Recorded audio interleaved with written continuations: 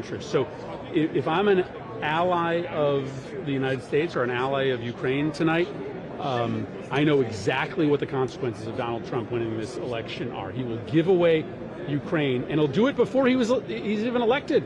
That's what he told us tonight. He said, I want Russia to win the war, and I will give Ukraine to Russia before I am even sworn in. Right? That is a stunning show of weakness by someone applying to be the most powerful person in the world. What faith would it be to Poland, sir? Definitely did not say that. Kamala Harris needs to do more spontaneous kinds of interactions with the public. Should she give more news conferences, do more town halls, do events that are less scripted than what we've seen so far? Well, let's have another debate. I mean, that's the clear takeaway from tonight. Kamala Harris was nimble. She was good on her feet. She listened to Donald Trump's answers. And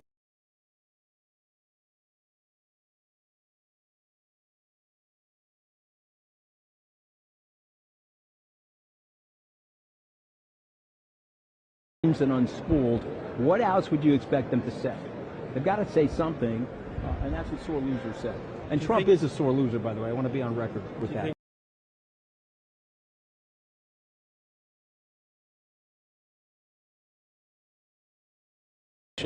They put two air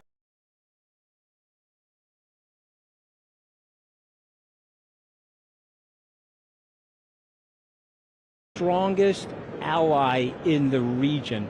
She made it very clear tonight, and she made it very clear in her speech at the Democratic Convention, that there's no daylight between the United States and the Israelis, okay? And I'm a friend of Israel, and I'm telling you right now, I would not be supporting Kamala Harris if she wasn't that strong on Israel. This administration has done more for Israel than any other administration I can think of, okay? And that's my honest assessment. Just go over the armaments. This gentleman here first. I'm sorry, he was here first. Then I'll go. I'm going to get there, I promise. Andrew, thank you. Yeah. The readers of the Times of London. Let's go to Cooper. Slide in there. You go over there. With the bipartisan bill that had been put together, Donald Trump never explained why he destroyed it. Governor, the Trump campaign said the other day that Kamala Harris has been bubble wrapped.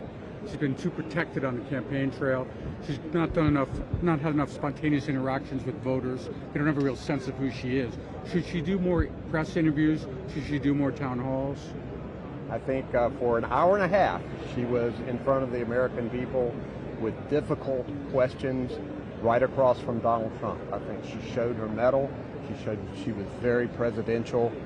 And I think anybody who watched that debate and who really is not all the way committed to Donald Trump would say she did an excellent job and showed that she could be a great president of the United States. This has been a roller coaster of an election.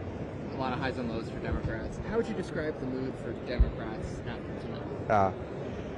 I think Democrats are euphoric. Kamala Harris showed us the kind of person that she is. I think she showed the nation that she can be a strong president and that she can find us a new way forward. So I think we are very excited about that. The last few weeks, most of our volunteers have been first-time volunteers. So we know a lot of people who have not been engaged in the system are now engaged, and that's going to be a key to this election, I think, is to get disaffected people who have not been voting to the polls. I think they're going to vote for Kamala Harris. More excited than 75 days ago? Yeah. What do you say to Americans who came into this and are still concerned about the economy and the inflation? How do you think that they're reacting tonight? I think they saw a plan from Kamala Harris on addressing costs directly, costs at the grocery store, the child care tax credit for young parents, affordable housing. She wants to shift the tax burden here. We know what Donald Trump wants to do, more tax breaks for the very wealthy, more tax breaks for corporations. She wants those tax breaks to be with small businesses, with middle-class families. So people who are concerned about costs and the economy, she's the one with the plan.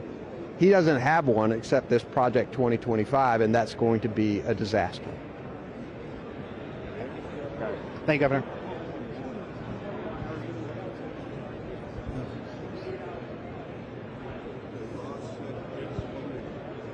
Let's check on Gavin. We called a couple times, right?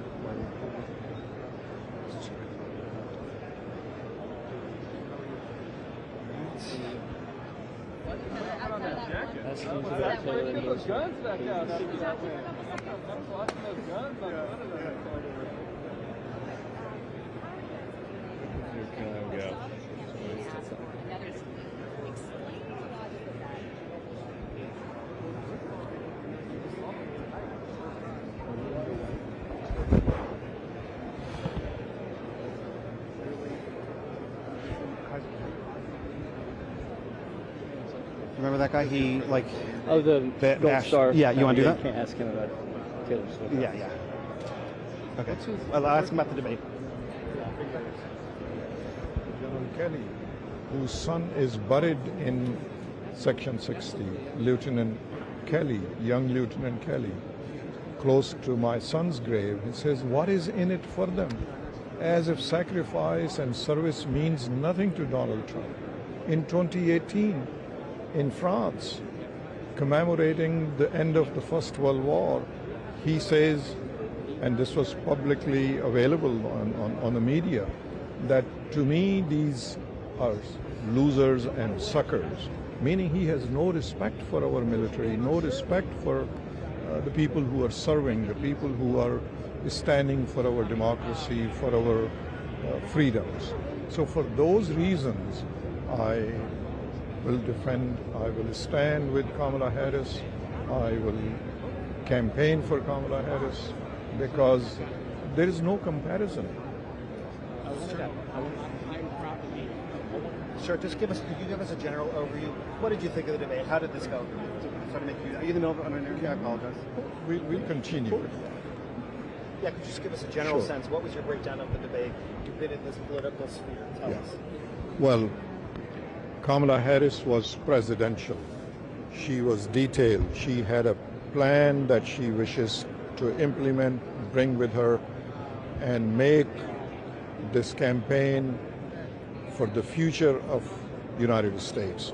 Whereas Trump was defensive, disrespectful, vulgar in his comments about our current president, about Kamala Harris. Trump wants to take us back. Kamala Harris wants to take us forward. Kamala Harris is champion of democracy, champion of rule of law, and champion of families and women's right to equal dignity. So it is for that reason I feel, and many of us have felt, that Kamala Harris carried the day, and she is our future president. Thank you very much. Thank you. And sorry to meet to interrupt. Thank you very much.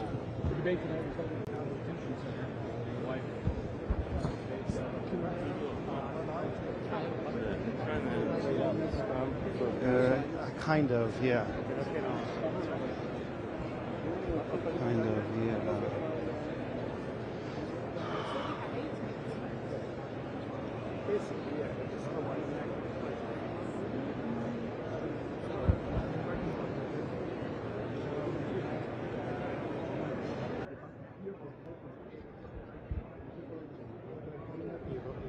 Robert Kennedy, está ahí.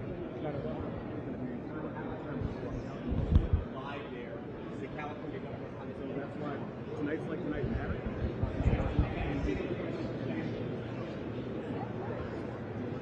What we did. There you go.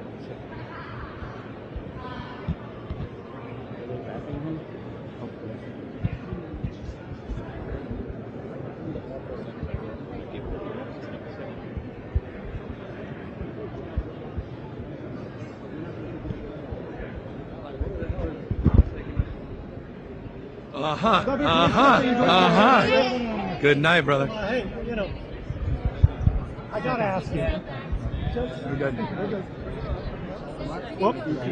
Governor, tonight. Did the debate move the needle at all tonight? Well, I will be determined. I think we can overanalyze in the moment.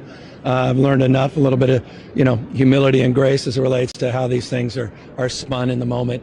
But I don't think any truly, and I know we're in the spin room and I recognize my own subjectivity, but any objective person watched that debate tonight, from the handshake and the fact she came over and she commanded the room and she put Donald Trump on the defense throughout the entire night.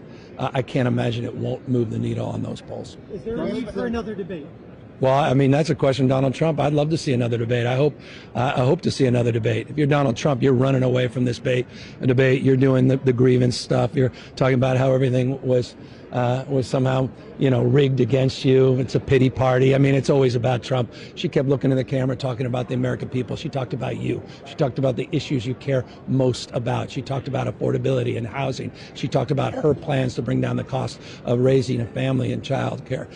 All he talked about were his size of his crowds. He talked about dogs and eating. I mean, it was typical Trump derangement. And I'll tell you, it's becoming less and less interesting and more boring. I'll tell you, the Trump folks are going to have to reset in a pretty profound and consequential way if they're going to maintain any hope of pulling this thing out. This was a big night for the American people, for freedom, for democracy, for the rule of law, for justice, not just Kamala Harris. And what about Taylor Swift's endorsement? What about Taylor And then there was Taylor Swift's endorsement.